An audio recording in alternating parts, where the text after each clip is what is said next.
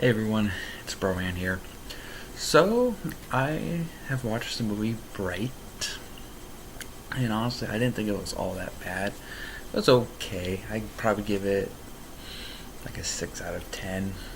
I mean, I don't know, I guess being the type of person who's like watched Lord of the Rings and, The Hobbit and Harry Potter, all that stuff. Um, I thought it was okay, Uh, the orcs, the representation pretty much, is the minority culture, in America, and the elves representing, the higher class and stuff. But and the wand just being magical wand and stuff. So it really wasn't that bad. I mean, it's just one of those movies. I guess if you see it there, you can watch it. If you just got nothing else to do, you know, um, the video quality of it, I don't know. I mean, it was all right. I mean, I have to compare it to other things on that level or something like that. But I don't know. It didn't seem that bad. It didn't seem like your TV movie or anything like that. So yeah. I mean, like Will Smith's character, just seemed like every other Will Smith action kind of character. Just that. What's the word? I don't know. How was it? Type or something, or not stereotype, but like this. He has this character, like this action character. He just kind of plays the same as in every kind of action movie that he's in. Joel Edgerton as the orc Jacoby. He was fine. I mean, just trying to find his way to fit in, which I think a lot of people can relate to that. You're going into a new job or something like that, and trying just to make an impression, come from the bottom and all that, and you're part of that culture that's just been made fun of. So that's something that people can relate to on that level.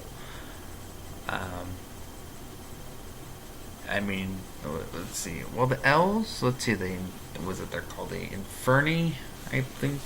Yeah. I, they were like a League of Assassins shit. Like they're coming around and doing some stuff, and the fact that these two cops, got the upper hand on them, just it's quite something. It's like Ray shall go like it's Jim Goya or something like that. Just the New Earth stuff, not the Prime Earth version, because the Prime Earth version's got military training. I don't know what the New Earth version does, but I would have to check on that. But it's one of those things. It's like they just have. I don't know if it's just because they're racist, so their races just they're able to do more and stuff. I guess that's so because with the orcs, they're slow and stuff, but they're pretty strong. I guess there's like 9 races and stuff. I didn't see much. I only saw, was it the centaur? There was a dragon. There's fairies and humans, elves, and orcs.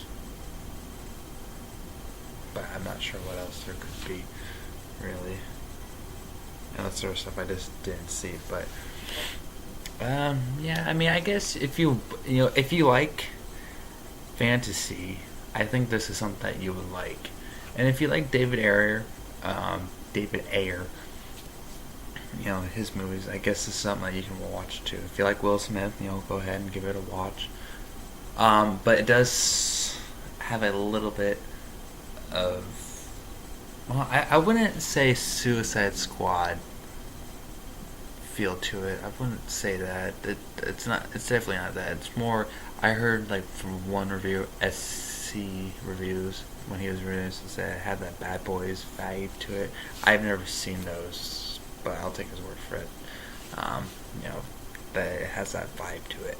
So, I'd say go ahead and give it a watch. And if you don't like it, that's your opinion. But I thought it was okay. I didn't think it was that bad. I mean, I watched through it and I didn't feel annoyed or anything with it. So I wasn't bored or nothing like that. Just like, okay, it's got an interesting concept and stuff. So, I mean, I guess that's why Netflix wants a sequel. I mean, I know the writer Max Landis is the guy who did like the Superman American Alien comic books, that little mini series, and then he wrote, was it the Victor Frankenstein movie that had Daniel Radcliffe and James McAvoy? Which I was working at a Regal Theater in Washington State in Vancouver, the one with the IMAX and RPX, and I was in there one day, like cleaning, I guess doing a clean out or something like that for the auditorium that the movie was playing in, and there was no one in there. Not a single person was there. It was just me. And it was some scene where Daniel was just like sitting down, like writing or something.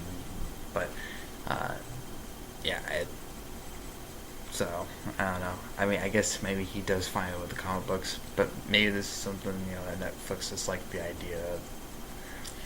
Um, I don't know what I would have done differently with this movie, but I don't want to get into something like that. I've already done all what I think could change differently for Star Wars: The Last Jedi. I mean, there's a lot also that I think can be done for The Force Awakens, especially for Batman versus Superman and X-Men Apocalypse and stuff. It's I don't know. I mean, if y'all have seen how it should have ended for Batman vs Superman, when Superman just flies around like in that hour span, just like with a few seconds, and finds his mom.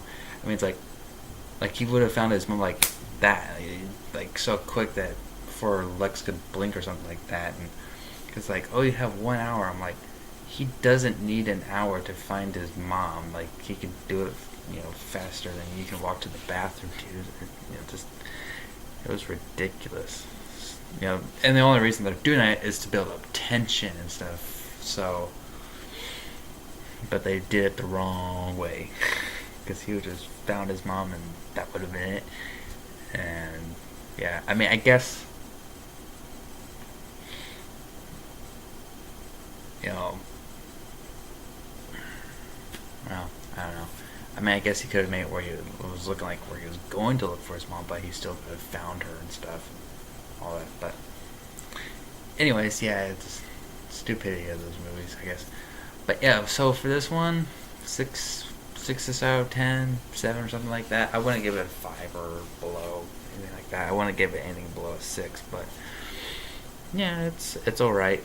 I mean, it's not great or anything like that. So, I mean, the only movie series that has worked where you have these other races in modern day and stuff is the Harry Potter series. Because although I think those take place in the 90s, early 2000s, if I'm not mistaken. I think. But because you have the humans that are wizards and stuff, that separation stuff. But then you have all these magical creatures that live about stuff, in the woods and in the forests out there. So that's kind of like the only movie that's kind of successfully has done that. Where species live together. But with Lord of the Rings, there's the humans that live in their own settlements, and then there's the elves that live in their own place, and you got the orcs, that were once elves, and doing their own thing with Sauron and Saruman. They were created by Morgoth. So,